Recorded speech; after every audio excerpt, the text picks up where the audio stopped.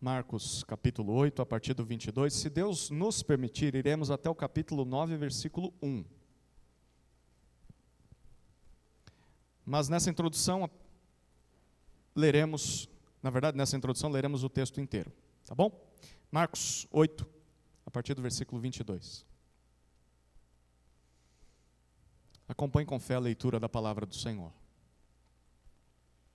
Então chegaram a Betsaida, e lhe trouxeram um cego, e pediram a Jesus que tocasse nele. Jesus, tomando o cego pela mão, levou-o para fora da aldeia. Então cuspiu nos olhos do homem, e impondo-lhe as mãos, perguntou: você vê alguma coisa? O homem, recuperando a visão, respondeu: vejo pessoas, mas elas parecem árvores que andam. Então Jesus novamente pôs as mãos sobre os olhos dele, e o homem, passando a ver claramente, ficou restabelecido, e distinguia tudo de modo perfeito. E Jesus o mandou para casa, recomendando-lhe: não entre na aldeia. Então Jesus e os seus discípulos foram para as aldeias de Cesareia de Filipe. No caminho perguntou-lhes: quem os outros dizem que eu sou? Os discípulos responderam: uns dizem que é João Batista, outros dizem que é Elias, e ainda outros dizem que é um dos profetas. Então Jesus perguntou: e vocês? Quem dizem que eu sou? Respondendo, Pedro lhe disse: o Senhor é o Cristo. Então Jesus os advertiu de que a ninguém dissessem tal coisa a seu respeito. Então Jesus começou a ensinar-lhes que era necessário que o Filho do Homem sofresse muitas coisas, fosse rejeitado pelos anciãos, pelos principais sacerdotes e pelos escribas, fosse morto, e que depois de 3 dias ressuscitasse. E isto ele expunha claramente. Então Pedro, chamando-o à parte, começou a repreendê-lo. Mas Jesus, voltando-se e vendo os seus discípulos, repreendeu Pedro e disse: saia da minha frente, Satanás, porque você não leva em consideração as coisas de Deus, e sim a dos homens. Então, convocando a multidão e juntamente os seus discípulos, Jesus lhes disse: se alguém quer vir após mim, negue a si mesmo, tome a sua cruz e siga-me. Pois quem quiser salvar a sua vida, a perderá.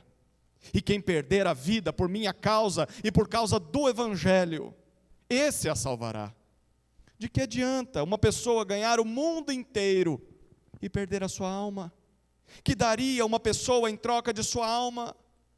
Pois quem, nesta geração adúltera e pecadora, se envergonhar de mim e das minhas palavras, também o Filho do Homem se envergonhará dele, quando vier na glória do seu Pai com os santos anjos.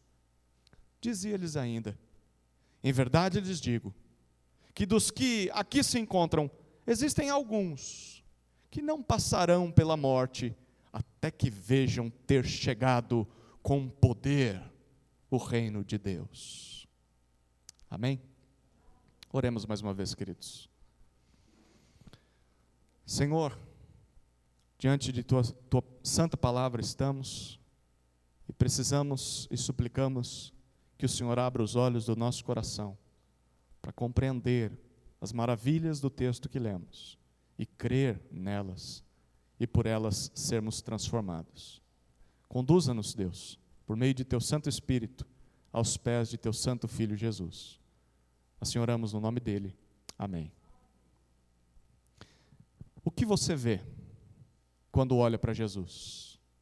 É claro, pelos olhos da fé. Você conhece Jesus de verdade? E o que você vê quando olha para a vida cristã? Você realmente entendeu o que significa seguir a Jesus? Nós estamos de um dos trechos mais importantes no Evangelho de Jesus, narrado por Marcos. E esse trecho responde principalmente essas duas perguntas. E nós podemos resumir as respostas de Marcos com duas afirmações. São as duas partes da mensagem. A primeira afirmação é que antes de reinar, Jesus teve de sofrer. Antes de reinar, Jesus teve de sofrer. Marcos nos diz isso a partir do versículo 22 até o 33. Eu gostaria de ler novamente com você em partes. Olha o 22 até 26. Então chegaram a Betsaida e lhe trouxeram um cego e pediram a Jesus que tocasse nele. Jesus, tomando o cego pela mão, levou-o para fora da aldeia. Então, cuspiu nos olhos do homem e, impondo-lhe as mãos, perguntou: você vê alguma coisa? O homem, recuperando a visão, respondeu: vejo pessoas, mas elas parecem árvores que andam. Então Jesus novamente pôs as mãos sobre os olhos dele, e o homem, passando a ver claramente, ficou restabelecido, e distinguia tudo de modo perfeito. E Jesus o mandou para casa, recomendando-lhe: não entre na aldeia. Betsaida era uma cidade fora da Galileia.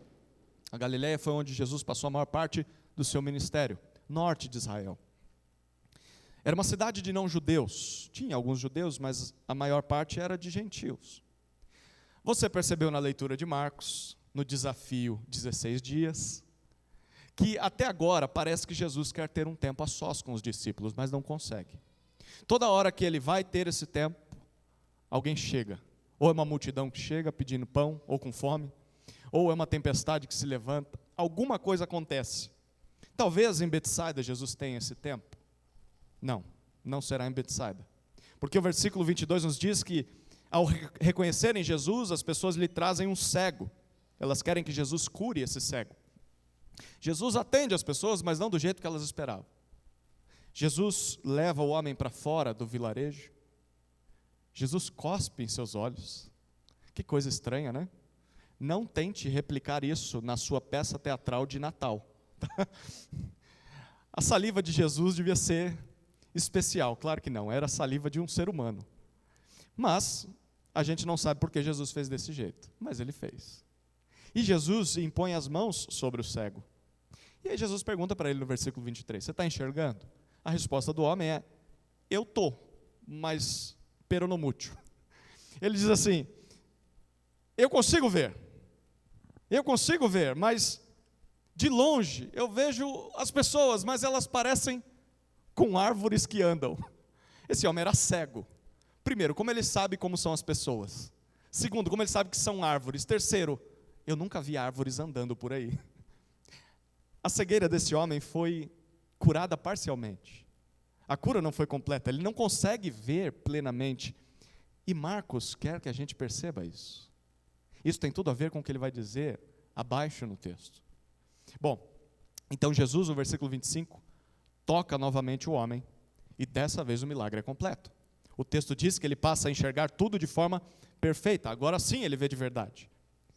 E mais uma vez, no versículo 26, digo mais uma vez, porque se você leu os capítulos de 1 a 7, você percebeu que, por algumas ocasiões, depois de realizar um milagre, curar alguém, expulsar o demônio de alguém, Jesus pediu para que a pessoa ficasse em silêncio. Você reparou isso? No capítulo 1, versículo 25, capítulo 1, versículo 44, capítulo 3, versículos 11 e 12, capítulo 5, versículo 43, capítulo 7, versículo 36, mais uma vez, Jesus pede silêncio. Aquele homem deve ir direto para casa sem passar na aldeia. A pergunta é por quê? Talvez você tenha feito essa pergunta durante a semana. Teve gente que fez essa pergunta para mim. Bom, vamos perguntar para Marcos. Marcos, por quê? Por que Jesus pede silêncio diante de coisas tão maravilhosas? Ele vai responder para a gente daqui a pouco. Olha a segunda parte dessa primeira afirmação. Antes de reinar, Jesus teve de sofrer. Olha a sequência do texto, versículos 27 até 30 agora. Então Jesus e os seus discípulos foram para as aldeias de Cesareia de Filipe. No caminho perguntou-lhes: quem os outros dizem que eu sou?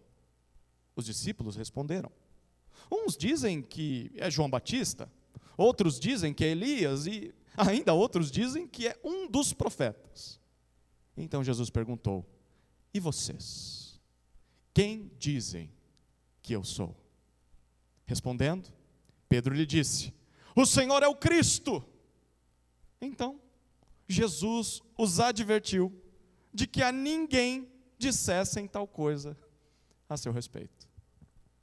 Bom, enfim, parece que Jesus irá ficar a sós com seus discípulos. Foi necessário sair de Betsaida e subir ainda mais ao norte, ir até a região de Cesareia de Filipe, próximo do Monte Hermon. É o extremo norte do rio de Israel, onde nasce o Rio Jordão. Bom, no caminho, um longo percurso de Betsaida até Cesareia de Filipe, 45 quilômetros de distância. Naquela época não tinha Uber, então eles estão indo na chinela, caminhando.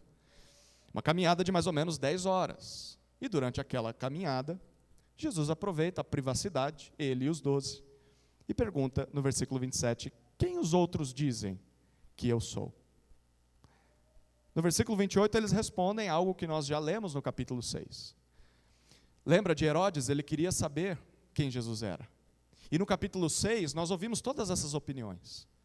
Uns dizem que é João Batista, outros dizem que é Elias, outros dizem que é algum dos profetas, como tantos outros profetas.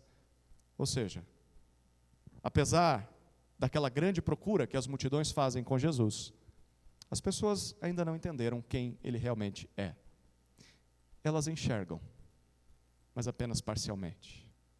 Elas veem Jesus, mas apenas de longe. Elas não conseguem compreender claramente quem Jesus é. Mas o verdadeiro interesse de Jesus não está nas multidões. No versículo 29 nós descobrimos, o verdadeiro interesse está nos discípulos. E aí no versículo 29 ele pergunta, e vocês? Quem vocês dizem que eu sou? O que você responderia? Jesus está interessado na sua resposta. Não nas pessoas lá longe, mas de você. Quem você diz que Jesus é? Pedro toma a frente, representando o grupo, e provavelmente representando todos nós também. E ele diz, tu és o Cristo, o Senhor é o Cristo. Cristo. O que significa Jesus ser o Cristo? A gente precisa entender o que significava naquela época. No Antigo Testamento, depois que Adão e Eva viraram as costas para Deus, Deus prometeu restaurar toda a criação. Ele faria isso através de um descendente da mulher, um descendente de Eva, e ele restauraria não só a humanidade, mas toda a natureza, toda a criação. E quando você continua lendo a história de Gênesis, já falei do spoiler do ano que vem, iremos estudar Gênesis ano que vem, pelo menos começar. Vão uns bons anos aí. Mas se você continua lendo a narrativa de Gênesis, descobre que Deus irá fazer com que esse descendente da mulher surja de Israel, a nação de Israel.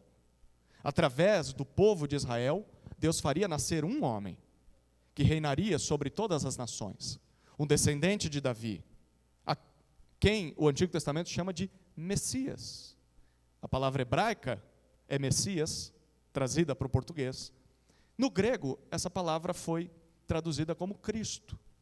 Então, quando Pedro diz, tu és o Cristo, ele está dizendo, o Senhor é o Messias esperado no Antigo Testamento, aquele que venceria todos os inimigos de Israel e que restauraria a ordem nesse mundo quebrado. Essa era a principal visão do Cristo naquela época. Um libertador político, um revolucionário, alguém que iria inaugurar o reino de Deus à força, alguém que destronaria todos os reinos dessa terra, começando com Herodes, o rei dos judeus, chegando até Roma, destronando César. É assim que as pessoas daquela época viam o Cristo. E é assim que os discípulos veem Jesus. O Senhor é o Messias, o Cristo tão aguardado por Israel. Bom, no versículo 30, como Jesus fez com o cego, ele pede que eles não espalhem essa notícia. A pergunta é, por que todo esse mistério? De novo, Bom, nós estamos prestes a descobrir. Marcos já vai nos responder. Os discípulos reconheceram que Jesus é o Cristo. Isso é bom ou ruim? Reconhecer que Jesus é o Cristo. Se você falar que é ruim, você precisa reconhecer que Jesus é o Cristo. E se você já reconheceu, você vai dizer que é bom também, não é? É bom. Essa é uma boa notícia. É isso que Marcos está dizendo desde o começo do livro. No capítulo 1, versículo 1, ele disse: princípio do Evangelho de Jesus, Cristo, o Filho de Deus. Eu estou escrevendo para que vocês saibam que Ele é o Cristo, para que vocês reconheçam que Ele é o Cristo. Enfim, esses homens reconheceram isso. Demorou 8 capítulos para eles entenderem quem Jesus é. Mas segundo Jesus, a visão que eles têm do Cristo, do Messias, precisa ser mais esclarecida. Como aquele cego que foi curado em 2 partes. Eles entenderam, eles veem Jesus, mas não em sua completude. Sim, o Messias vai inaugurar o reino de Deus na terra. O Messias vai destronar todos os reinos humanos. E nisso os discípulos estão certos. E se você acredita nisso, você está certo. Mas não, o Messias não vai fazer isso como um revolucionário político. O Messias não vai fazer isso à força. E isso os discípulos ainda não entenderam. Olha a sequência do texto. A partir do versículo 31 até 33.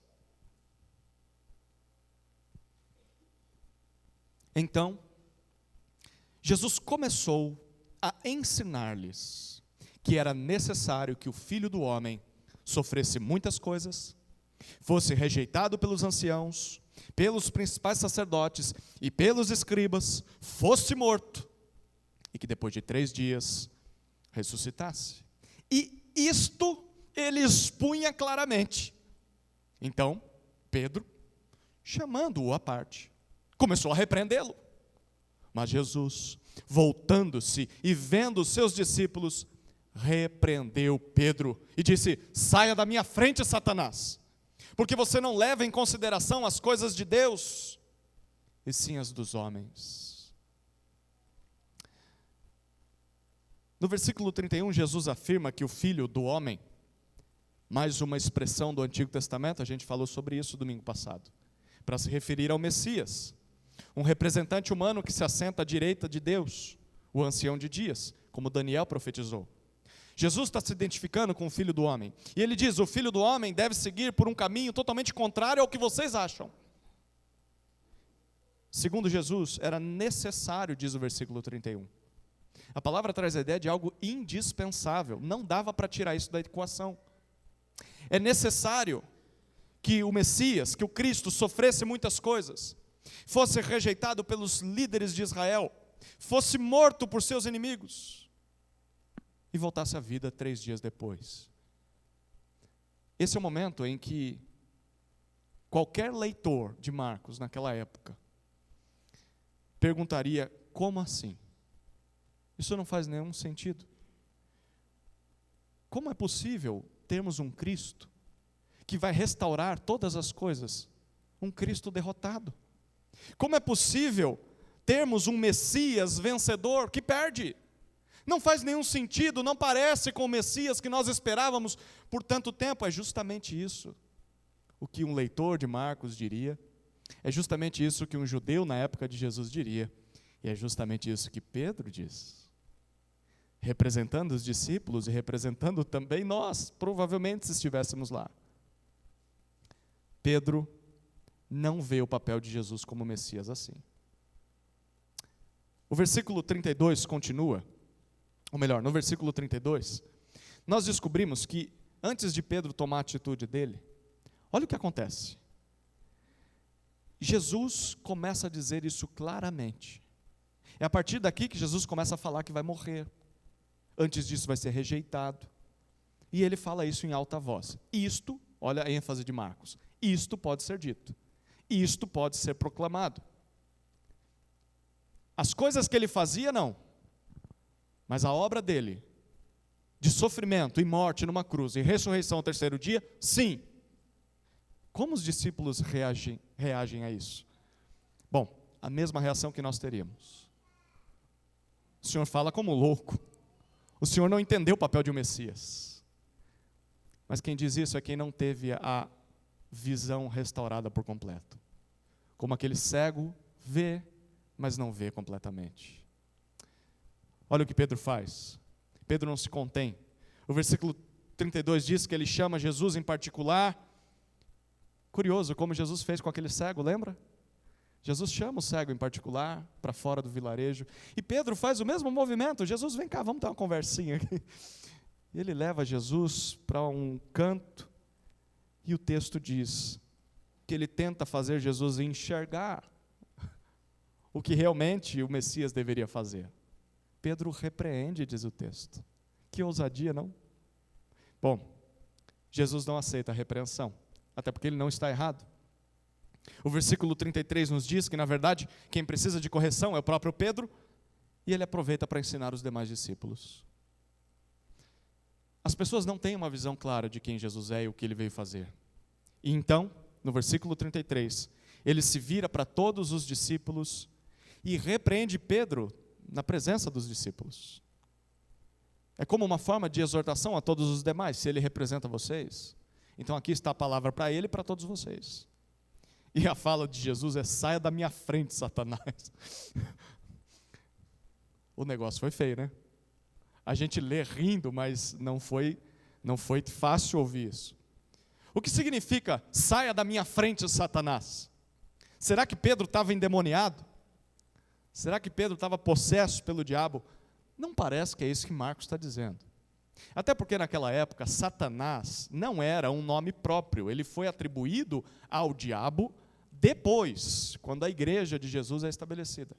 Naquela época, Satanás significava um adversário, um opositor. É como se Jesus tivesse dizendo para Pedro: sai da minha frente, você está me atrapalhando de seguir o meu caminho, sai para lá. E isso é muito sugestivo, né? Jesus está andando, e é como se ele estivesse dizendo: Pedro, você está me atrapalhando, Pedro. Você está se colocando como um opositor da obra que eu vim cumprir. A verdadeira obra, a verdadeira missão do Messias é sofrer, é morrer e ressuscitar.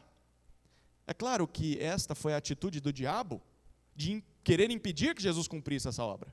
Nós vimos no comecinho do Evangelho, lembra? Jesus foi tentado pelo diabo. Os outros evangelhos nos contam que ele foi tentado tentando provar que era o Filho de Deus, e ele era o Filho de Deus, não precisava provar nada.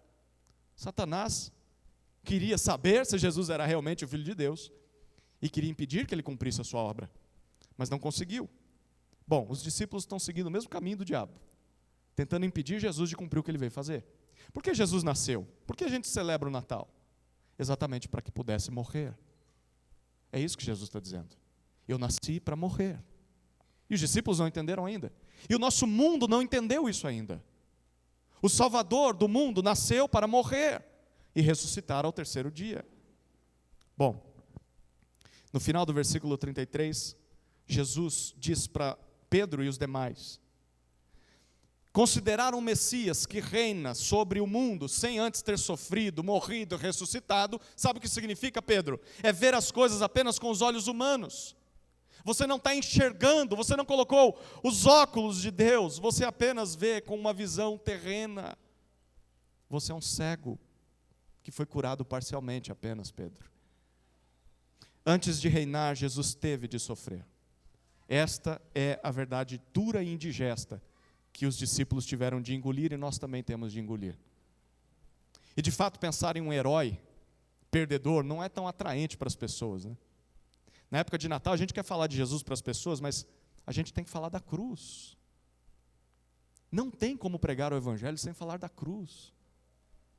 Os judeus do primeiro século esperavam um libertador político, um general de guerra, alguém que conquistaria o poder em toda a terra através da espada, do derramamento de sangue, alguém que vingaria os inimigos de Israel do jeito que Israel achava que tinha que ser feito. Mas Jesus, ele confronta essa visão. Ele diz: não, o Messias não vai herdar o trono e assumir o trono dessa forma. Pensar nisso é pensar no reino de Deus apenas com os olhos humanos, e isso é uma visão satânica. Isso é uma visão terrena, não é divina, não é celestial. Jesus sim irá reinar sobre o mundo, mas antes disso precisa passar pela cruz, precisa morrer, e então ressuscitar. A pergunta é por quê? Porque o nosso maior problema não está nos governos ou nos governantes ímpios, tiranos. Eles são um problema, mas não são o maior problema. O nosso maior problema não são as estruturas institucionais que abusam das pessoas, pervertem a justiça. O nosso maior problema não está no ódio que nós vemos nas mídias sociais, no sistema desse mundo que é contrário a Deus. Essas coisas podem ser um problema para nós, mas o maior de todos os problemas, o motor, o coração dos problemas é o pecado. Esse é o maior problema. O pecado que mora dentro do nosso coração, do coração da humanidade, o pecado que nos afasta de Deus desde o dia em que Adão e Eva se revoltaram contra Ele. E ao longo desse evangelho, Jesus já deu dicas disso. Você se lembra no capítulo 7, se você leu hoje isso, Jesus disse que é do coração que vêm os problemas, não é? É do coração dos homens que vem o mal para esse mundo. Não é o que entra no homem que o torna mal, é o que sai do seu coração. Ao longo desse evangelho, Jesus tem dito que os fariseus têm um coração duro, mas também diz que os discípulos têm um coração duro, incrédulo. Esse é o verdadeiro problema, o coração. Por isso que antes de reinar, Jesus teve de sofrer. E esse sofrimento era necessário para vencer o nosso maior inimigo, que não é Satanás, que não é ou não são os religiosos, presos às tradições. Os nossos maiores inimigos não são as outras religiões, não são os ateus, não são os pagãos, não é um governo incrédulo que nós podemos ter, não são os criminosos espalhados por esse mundo que nos causam mal. Nosso maior inimigo é o pecado. O pecado. O pecado que produz morte no nosso mundo. O pecado que causa idolatria também. Deixa eu dizer uma coisa, é assim que Deus vê o seu Messias.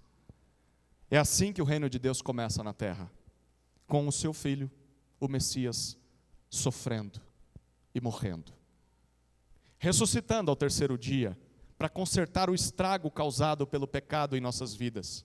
Dessa forma, qualquer um que nega que o nosso maior problema seja o pecado, tem igreja que faz isso, tem igreja que joga a culpa do mundo estar do jeito que está, por causa da falta de religião.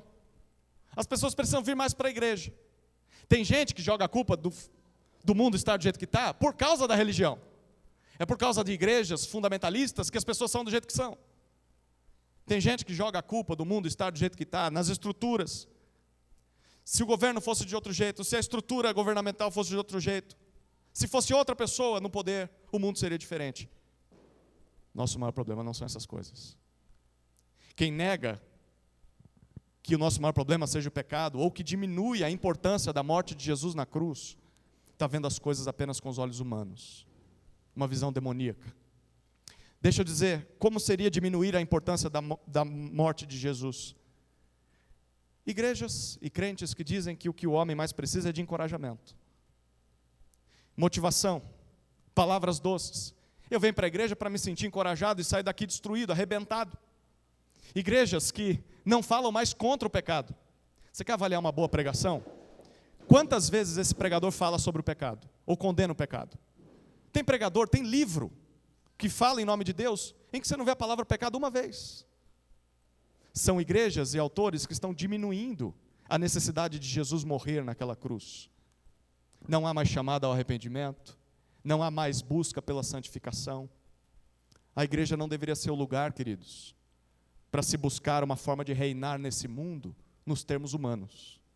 Não, se colocarmos as pessoas certas no poder, o Brasil será de Jesus. O Brasil será evangélico, o mundo vai ser consertado. O conserto desse mundo não está no fato de assumirmos as estruturas políticas. Se pudermos, que bom. Precisamos ser sal e luz em qualquer canto nesse mundo, mas não é isso que salva o mundo. Não é nos colocando no lugar das pessoas importantes e poderosas dessa terra. A salvação para esse mundo está no Messias sofredor, em apresentarmos o Messias que morreu por nossos pecados. A igreja não é o lugar de busca por tronos terrenos.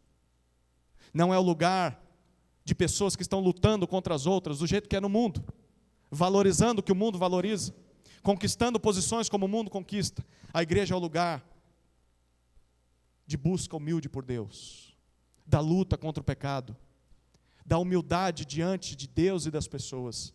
E se você não consegue enxergar essas coisas, é porque você ainda está como aquele homem cego. Ele enxergou sim, mas não plenamente. Você vê a necessidade de buscar a Deus, mas ainda não compreendeu o Evangelho. Bom, você precisa de um segundo toque de Jesus. Jesus já cuspiu no seu olho. Você já passou a enxergar em partes, mas precisa ser plenamente restaurado. E é aí que vem a segunda afirmação. Se a primeira é, Jesus é o Messias que antes de reinar tem de sofrer. A segunda afirmação, antes de viver, os discípulos de Jesus também devem morrer. Antes de viver, os discípulos de Jesus também devem morrer. Olha o que dizem os versículos 34 até o capítulo 9, versículo 1. A gente vai lendo aos poucos. Primeiro, versículo 34. Olha o texto.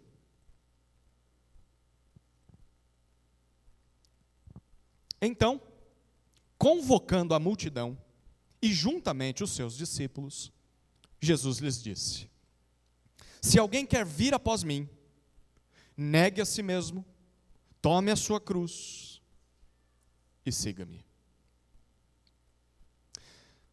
Nós já vimos que a reação de Pedro foi censurada por Jesus. Mas a pergunta é, por que Pedro reagiu daquela maneira? Por que Pedro diz para Jesus, não faz nenhum sentido, Jesus, um Messias sofrer e morrer? Bom, qualquer judeu naquela época já tinha ouvido falar de muitas histórias de homens do passado que se identificaram como Messias de Israel. Homens que apareceram e disseram, eu sou o prometido por Deus no Antigo Testamento. Bom, o final desses homens não foi feliz. A história dos judeus é marcada por vários Messias que apareceram. Desde que Israel estava debaixo do Império Romano, todo aquele que aparecesse dizendo, eu sou Messias, ele levava consigo alguns malucos, tinha uns doidos lá que acreditavam nisso, até hoje tem, né? Tem gente que segue o Henrique Cristo. Então assim, tem doido para tudo nesse mundo. E eles estavam seguindo esses Messias. Bom, o imperador descobria, eles se levantavam contra o imperador, eles tinham alguns poucos seguidores, mas todos eles, mesmo com muitos ou poucos seguidores, tiveram o mesmo destino, foi a cruz, a crucificação. Foram mortos por Roma como rebeldes, junto com os discípulos. E isso era um alerta para os possíveis messias do futuro. O alerta é, esse é o resultado da revolta contra Roma. É assim que nós tratamos os seus reis. É assim que nós tratamos o seu Messias. É assim que Roma trata os seus inimigos. E quem se opor a Roma vai acabar crucificado como esses que estão aí. Bom, todo judeu ouvia essa mensagem mesmo que não houvesse palavras. Quando via um pretenso Messias crucificado com os seus seguidores, todo judeu concluía o seguinte, realmente esse homem pendurado nessa cruz não é o nosso Messias. Porque o nosso Messias não é perdedor. O nosso Messias é vencedor. E esse que está crucificado perdeu.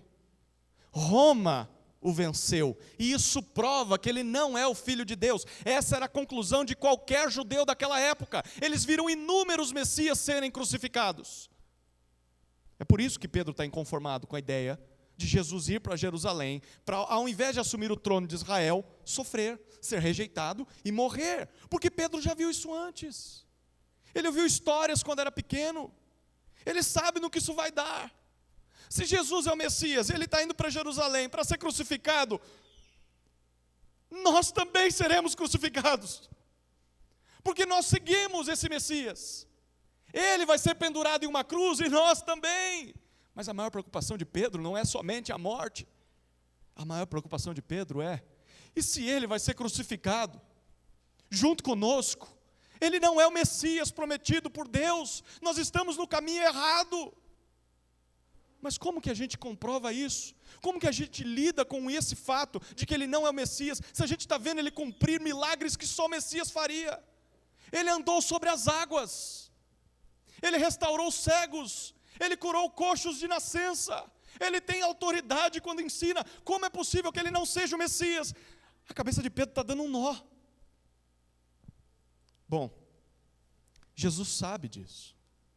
Jesus sabe que a opinião da maioria dos judeus daquela época é de que sim, ele é o Messias. Mas eles não entenderam ainda o que o Messias faz. É por isso que Jesus, quando cumpre o milagre, quando expulsa um demônio, diz para eles ficarem quietinhos. Por quê? Porque as pessoas não estão prontas para um Messias que sofre. As pessoas não estão prontas para entender que o Messias tem de ser crucificado. Não chegou a hora ainda dele ser rejeitado. Não chegou a hora ainda dele ser morto. Mas como se tudo isso não bastasse, Jesus vai, entre aspas, piorar a situação dos discípulos. Olha o versículo 34 mais uma vez. Aquele momento de privacidade parece que passa. Jesus estava só com os discípulos, mas isso dura pouco tempo, porque o versículo 34 diz que uma multidão começa a segui-los à distância. O pessoal viu Jesus, viu os discípulos. Então, nesse ponto da conversa, Jesus para a caminhada, chama aquelas pessoas e se dirige a elas. E todos estão ouvindo. A multidão que chegou e os discípulos. E a imagem aqui é bem sugestiva. Jesus está caminhando, atrás os discípulos e atrás deles a multidão. Jesus para. Os discípulos se achegam, a multidão se achega e Jesus diz: deixa eu dizer para vocês o que precisa acontecer para que vocês continuem me seguindo. Vocês estão me seguindo? Vocês são meus seguidores, não são? Deixa eu dizer o que significa me seguir por toda a sua vida. E Jesus apresenta 4 condições para seguir a Jesus. E eu gostaria que você, ao ler no texto e ouvir essas condições, se avaliasse, para descobrir se você também está fazendo isso ou não. Certo? Topa o desafio? Primeira condição para seguir a Jesus: é preciso querer. Olha como começa Jesus a sua frase: se alguém quiser. Não adianta forçar alguém a amar a Jesus. Talvez você já tenha tentado e se frustrado com isso, não é? Como é possível você não amar Jesus? Não, a pessoa não ama, ela não quer. E Jesus diz: é preciso querer. Se ela não quer, não há o que você possa fazer por ela. Então bote o seu joelho no chão e ore para que ela queira, para que Deus a mova a isso. Porque ninguém segue Jesus à força. É necessário um desejo sincero de fazer isso. A pergunta é: você quer? Você quer seguir a Jesus? Saiba que vai ter um alto custo. Talvez você já está seguindo Ele há um tempo e já percebeu esse custo, não é? É mais do que simplesmente vir à igreja de vez em quando. Seguir a Jesus é mais do que participar de algumas programações. É mais do que ajudar em algum ministério. É muito mais do que cumprir rituais religiosos. É necessário querer. Você quer? Segunda condição: é preciso negar a si mesmo, diz Jesus. Se alguém quiser vir após mim, negue a si mesmo. Para seguir a Jesus é preciso abrir mão da maneira com que você pensa, com que você age. Como Pedro, como os demais discípulos que tinham de aprender. Eles tinham uma visão do Messias. Jesus diz: joga lá no lixo. Eu vou ressignificar o que é ser o Messias. Eu vou ensinar para vocês quem Deus é, vocês não entenderam ainda. Eu vou ensinar quem vocês são. Eu vou ensinar como deveria ser a vida de vocês. Não, vocês não sabem o que é melhor para vocês. Vocês estavam perdidos. Eu é que sei o caminho para vocês. Vocês vão ter que negar a si mesmos. Permitir que Jesus redefina tudo. Ninguém segue a Jesus com uma agenda na mão, dizendo: Jesus, eu fiz os planos para a minha vida. E dentro dos planos da minha vida, eu esperava te conhecer daqui a 1 ano, mas ainda bem que o Senhor chegou, o Senhor adiantou as coisas. Mas deixa eu dizer, os meus pais fizeram planos para mim. Eu fiz planos para a minha vida. Eu quero estudar isso, eu quero me tornar aquilo, eu quero viajar pelo mundo, eu quero me casar, eu quero ter filhos, ou não quero ter filho nenhum, eu quero ir para lá, eu quero ir para cá. O senhor entendeu? Então assim, vamos fazer um contrato. Eu entrego a minha vida para o Senhor, mas o Senhor coloca essa agenda pendurada na sua geladeira, tá bom?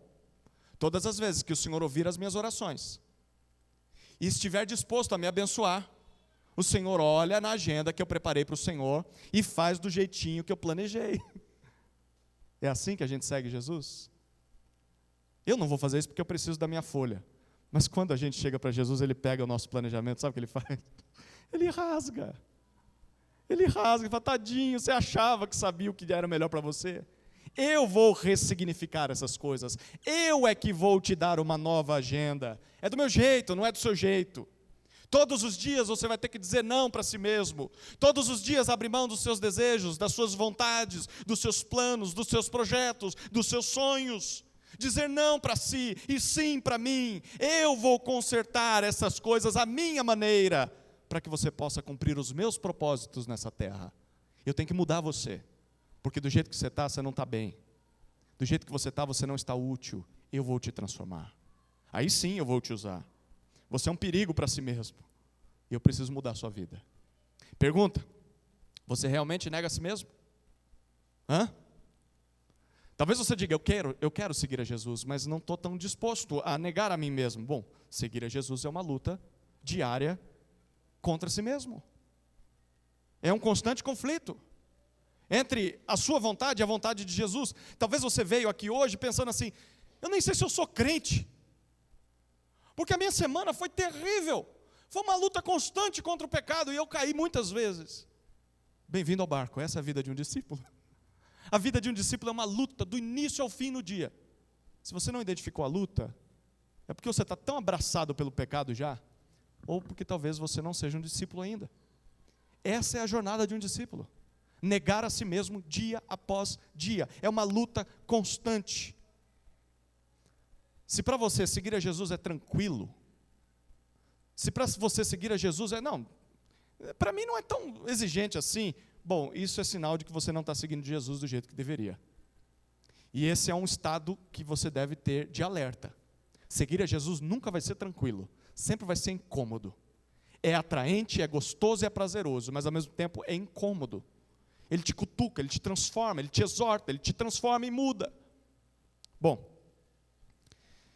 terceira condição, é preciso, se já não estava bom, olha lá, Jesus continua e diz, pois quem quiser, versículo 34, se alguém quiser vir após mim, negue a si mesmo, tome a sua cruz. Tome a sua cruz. A terceira condição é preciso morrer. Tomar a cruz. Nós já vimos que a cruz não era bom sinal naquela época. Ela era o destino dos falsos reis que Roma crucificava. Era a pior forma de se morrer. A cruz era destinada aos piores tipos de homens. E antes da crucificação, o condenado era julgado, era chicoteado, era forçado a atravessar as ruas de Jerusalém até o Gólgota, o lugar da caveira, do lado de fora da cidade, onde aconteceria a crucificação. E nesse caminho ele levaria uma das partes da sua própria cruz. Não era a cruz inteira, porque ele não aguentaria. Ele levaria aquela viga da horizontal, onde ficariam seus braços. Ele tinha de arrastar, depois de ter sido espancado. Ele arrastava aquele pedaço de madeira, de mais ou menos 2 metros de comprimento, pesando um saco de cimento. E ele tinha que arrastar aquele pedaço de madeira até o lugar da crucificação. Imagine que você está em Jerusalém vendo alguém passando pelas ruas da cidade com um pedaço de madeira assim, todo flagelado, com uma comitiva de romanos ao seu redor.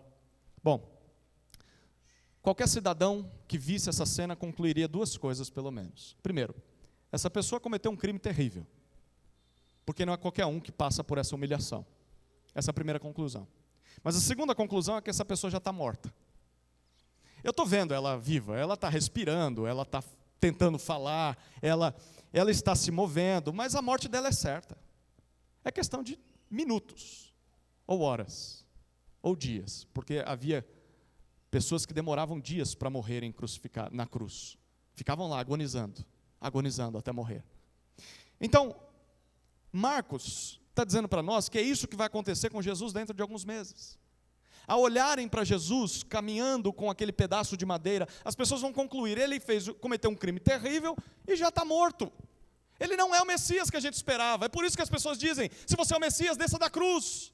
Nós já vimos tantos que disseram que eram Messias e tiveram o mesmo destino. As pessoas estão desacreditadas dele. Bom, segundo o próprio Jesus, é isso que deve acontecer com todo aquele que quer segui-lo. Tome a sua cruz. Tomar a cruz não é, como diz a cultura evangélica, suportar uma doença inesperada, ou aguentar aquele familiar chato, sabe? Seu irmão, sua irmã, o vizinho. Isso aqui é a minha cruz. O esporão é a minha cruz. Essa dor no mindinho é a minha cruz. O meu chefe é a minha cruz. Não. Essas coisas são coisas que acontecem a você sem você ser culpado ou responsável por elas. Essas coisas qualquer pessoa na vida, nesse mundo, sofre. A cruz é algo que você vai até ela. Você toma ela. Você coloca sobre os seus ombros e você arrasta. Você escolhe fazer isso. Todas essas coisas são sofrimentos normais da vida. A cruz é um sofrimento que você escolhe passar. Você escolhe morrer para si mesmo. Isso significa que você reconhece diante de todos que é um criminoso terrível. Eu sou culpado. Eu sou um pecador. E a minha vida precisa ser marcada por arrependimento de pecados. Tomar a cruz significa assumir que você já está morto, apesar de ainda estar vivo. Apesar de respirar, de ter vontades, de agir nesse mundo, você diz para todo mundo: eu morri para mim mesmo. Eu vivo para Ele agora. Eu abro mão das minhas vontades para fazer as vontades de Deus. A pergunta é: você já morreu? Você já morreu? Você é alguém que tomou a sua cruz e por onde quer que passa, está carregando esse pedaço de madeira. Ao olhar para você, as pessoas à sua volta percebem que você é alguém arrependido de seus pecados. Alguém que diz: eu sou o pior dos pecadores. Eu cometi crimes terríveis contra Deus. Eu me arrependo disso. Ao olhar para você, as pessoas olham para alguém que vive querendo cumprir a vontade de Deus e não a própria. É isso que as pessoas veem, porque é isso que veriam em alguém que tomou a sua cruz. É preciso tomar a cruz, morrer para si mesmo. Última condição, a quarta, é preciso seguir a Jesus. É assim que Jesus termina dizendo, o versículo 34, e siga-me. Em qualquer época, em qualquer lugar do mundo, um discípulo é alguém que imita um mestre. Um discípulo é alguém que segue os passos de seu Senhor. Se nós queremos ser identificados como discípulos de Jesus, precisamos imitá-lo em todas as coisas. Isso implica em conhecer Jesus. Porque como é que você vai imitar se você não sabe quem Ele é? Ser um discípulo implica em estudar Jesus, ler aquilo que Jesus disse, compreender o significado das palavras de Jesus. Mas não é só saber, é colocar em prática. Eu busco as informações, mas então eu copio Jesus. Eu imito Jesus. Eu faço o que Ele diz para fazer. Eu ajo como Ele agiu. Eu amo como Ele amou. Eu obedeço a Deus como Ele obedeceu. Isso é seguir a Jesus. A pergunta é: você realmente segue a Jesus? O quanto você se preocupa em conhecer a Jesus? O estudo das Escrituras, a leitura das Escrituras, a meditação nas Escrituras, o conhecimento da vida de Jesus são prioridades na sua agenda? Estamos para virar o ano. Você conseguiu cumprir o plano de leitura que propôs no ano passado? Que tal propor para si mesmo: Senhor, eu quero conhecer mais da palavra.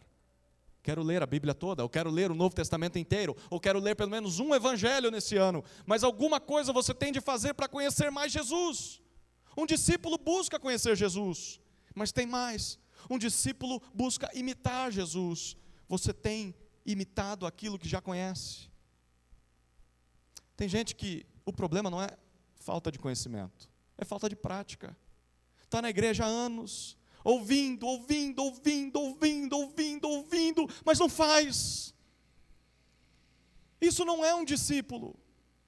Um discípulo é aquele que ouve, é convencido por Jesus e faz, se esforça, tenta, por mais que falhe. Chega de ouvir. as mesmas coisas, as mesmas coisas. É hora de começar a fazer. Comece fazendo discípulos. Essa é a ordem principal de Jesus. Faça discípulos. Você sabe o que deve fazer, faça, comece, se esforce, se envolva. Não basta saber muito, é preciso ter coragem para colocar isso em prática. Como é alguém que segue a Jesus? É alguém que quer? É alguém que nega a si mesmo? É alguém que decidiu morrer para si e então busca imitar Jesus? A pergunta é: por que alguém faria isso? Olha os versículos 35 até 38.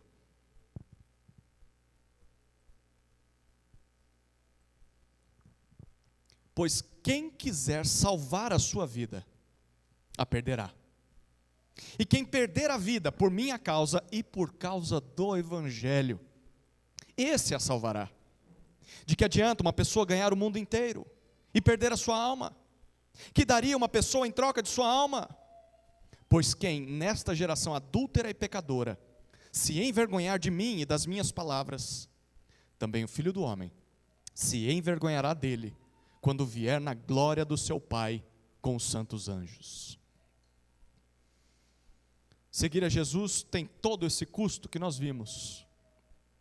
Porque, de acordo com Jesus, a partir do versículo 35, na realidade, a verdadeira maneira de salvar a sua vida nesse mundo é estar disposto a perdê-la.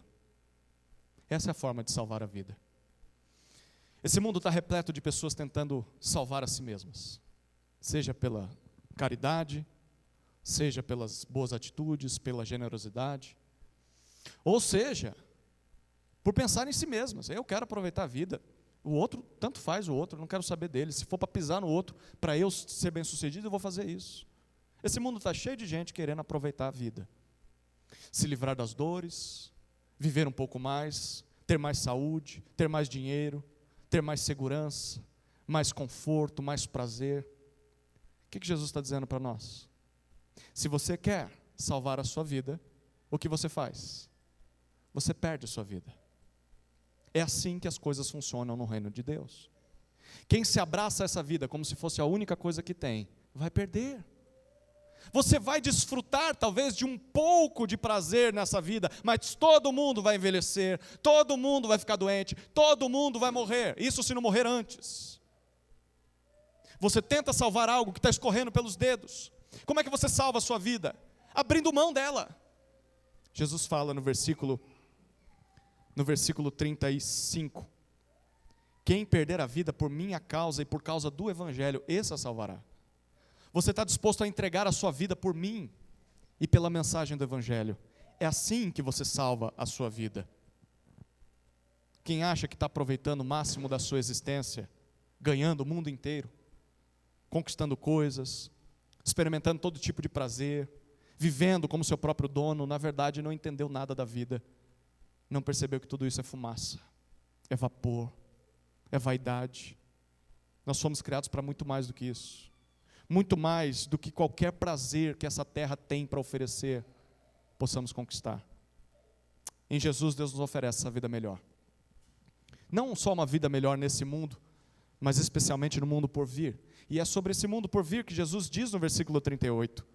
Haverá um dia em que Ele voltará em glória, depois de sofrer, morrer e ressuscitar, como Ele prometeu.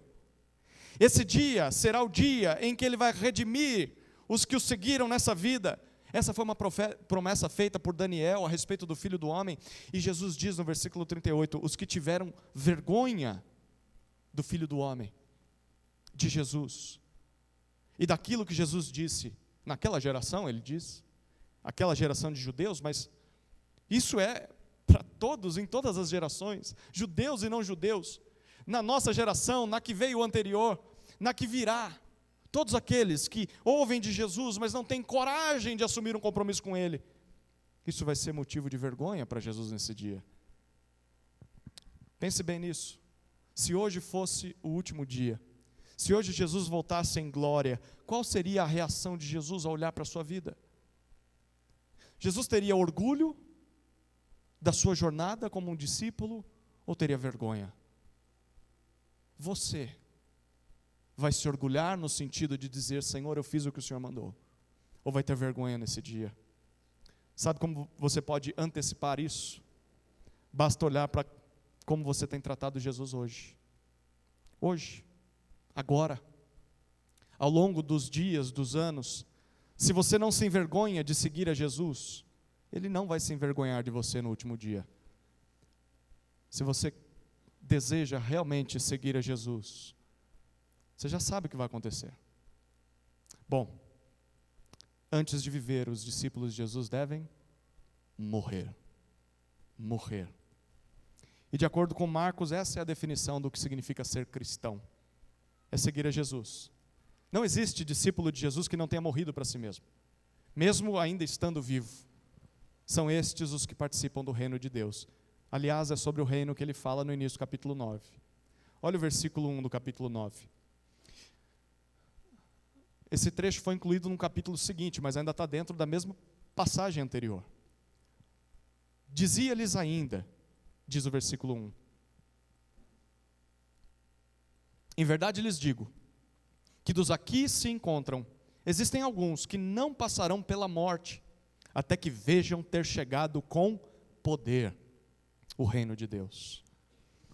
Jesus diz que alguns dentre aquela multidão, que estão ouvindo o seu discurso, iriam ver o reino de Deus chegando com poder, antes mesmo de morrerem. Se você não leu o capítulo 8 ainda, vai ler amanhã. Na terça-feira você vai descobrir quem são esses que viram o reino de Deus chegar com poder. No capítulo 9 nós temos um vislumbre do reino. Jesus transfigurado diante de alguns discípulos. Bom, isso era o que significava para eles. Mas e para nós? Esse versículo 1 significa o quê? Significa que se alguns que estavam ouvindo Jesus viram chegar com poder o reino de Deus, para nós isso significa que o reino de Deus já chegou. Ele chegou há 2000 anos. Ele já começou há 2000 anos. Lembra que Jesus dizia: arrependam-se e creiam, porque o reino chegou. O reino está próximo. Aqueles que realmente seguiam a Jesus naquela época viram esse dia chegar antes de morrerem. E nós já participamos desse reino. Um dia nós veremos também, de uma forma plena e perfeita, quando Jesus voltar. O reino de Deus não é algo que começará só quando Ele voltar. Ele já chegou até nós. Nós já participamos desse reino. E a forma de participar desse reino é se entregando ao Rei. É isso que Marcos está nos dizendo. Antes de reinar, Jesus teve de sofrer. E antes de viver, os seus discípulos devem morrer. O que você vê quando olha para Jesus? O que você vê quando olha para a vida cristã? Esse é um bom momento para fazer uma autoanálise. Você lembra daquele cego? Do começo da narrativa? A pergunta é por que Marcos colocou aquela história antes de descrever o resto da história que nós lemos hoje? A resposta está muito óbvia. Existem 3 tipos de cegos. Essa passagem do cego mostrou isso, e a conversa de Jesus com os discípulos também mostrou. E agora é hora de você se perguntar: que tipo de cego eu sou? Primeiro tipo de cego é o cego total. Aquele homem era cego total. Aquele homem não enxergava nada. Mas não era só ele. Os demais que vinham até Jesus somente em busca de milagres, de curas, também eram cegos totais. Eles enxergavam sim, mas o coração estava duro. O coração era incrédulo. Eles não conseguiam ver Jesus como rei. Era apenas um curandeiro, um milagreiro. Se você se encaixa como um cego total, que não entende quem Jesus é, você precisa desesperadamente de um milagre. Clame ao Senhor Jesus: abra os olhos do meu coração, porque eu preciso enxergar. Bom, talvez você não seja um cego total. Talvez você seja o segundo tipo de cego, o cego parcial. O cego parcial é representado por aquele homem depois de Jesus tocá-lo pela primeira vez. Eu vejo, eu enxergo, mas os homens parecem árvores que andam. A realidade para mim ainda é confusa. Eu amo a Deus, mas ao mesmo tempo eu olho para esse mundo com tanto carinho, com tanto prazer, com tanto amor. Eu tenho dificuldade de entender o que significa seguir a Jesus. Você não viu o quadro completo ainda. Jesus é o Salvador, o Messias, mas você não consegue associar isso ao fato dele ter morrido naquela cruz. E é o fato de que você, para segui-lo, precisa morrer também. Talvez você só olhe para os lados bons do fato de Jesus ser o Messias, mas não olha para a cruz. Você até gosta de ouvir de Jesus. Você gosta dessa coisa de igreja, mas as coisas ainda não fazem sentido. A Bíblia ainda é embaçada para você. Ela ainda não transformou a sua forma de viver. Você é um cego parcial. Você também precisa de um milagre. Você também precisa de ajuda. Talvez você ainda é pior do que o cego total. Porque o cego total não enxerga nada. O cego parcial já enxergou coisas. Ele já sabe que não dá para voltar para a cegueira total. Ou ele continua assim, ou ele busca o milagre de Jesus e fala: Jesus, eu quero enxergar plenamente. Abre os olhos do meu coração de forma completa. E aí que chega o terceiro tipo de cego. Eu oro para que seja você, o cego curado. O cego curado. Como se tornou aquele homem depois do encontro, do segundo toque com Jesus? Parece que é esse tipo de pessoa que Marcos quer que nós sejamos. Aqueles que, ao seguir a Jesus, conseguem enxergar as coisas dessa vida como elas realmente são. Conseguem ver não com os olhos deste mundo, não com os olhos de Satanás, mas conseguem ver com os óculos de Deus. Enxergam que a vida não se resume a prazeres da carne, não se resume a ofertas desse mundo. É esse tipo de discípulo que Marcos quer produzir. Pessoas que entenderam que foram criadas para muito mais do que apenas as coisas dessa terra. Pessoas que aguardam o retorno do Rei Jesus, para viverem com Ele no novo céu e na nova terra. Pessoas que entenderam o valor da igreja. Pessoas que entenderam que mais vale um dia em tua presença do que 1000 em outros lugares. Mais vale um dia junto do corpo de Cristo do que 1000 lá fora, desfrutando de prazeres, longe do povo de Cristo. É esse tipo de discípulo que Marcos quer produzir. Talvez esse seja o seu caso. Um cego curado. Se você é um cego curado, dê graças a Deus. Dê graças a Jesus por ter tocado em você. Não só uma vez, mas 2 vezes. A ponto de te fazer enxergar as coisas como elas realmente são. O mérito não é seu, não. Se você enxerga é porque Ele, em sua graça, abriu os teus olhos. Você era cego, mas agora vê. Louve ao Senhor por isso. Mas também apresente esse Messias verdadeiro às pessoas, orando para que esse mesmo milagre aconteça nas pessoas, começando com as pessoas dessa igreja, pessoas que talvez não entenderam o que significa seguir a Jesus, pessoas que não entenderam o que significa fazer parte do corpo de Cristo. Comece com elas, mas estenda isso a todos os que você conhece. Ore para que Deus abra corações, para que pessoas possam enxergar Jesus como Ele realmente é, e possam entregar-se a Ele como Ele realmente espera que elas se entreguem. Antes de reinar, Jesus teve de sofrer, e antes de viver, os seus discípulos devem morrer. Amém? Oremos, queridos. Querido Deus, obrigado por Tua palavra.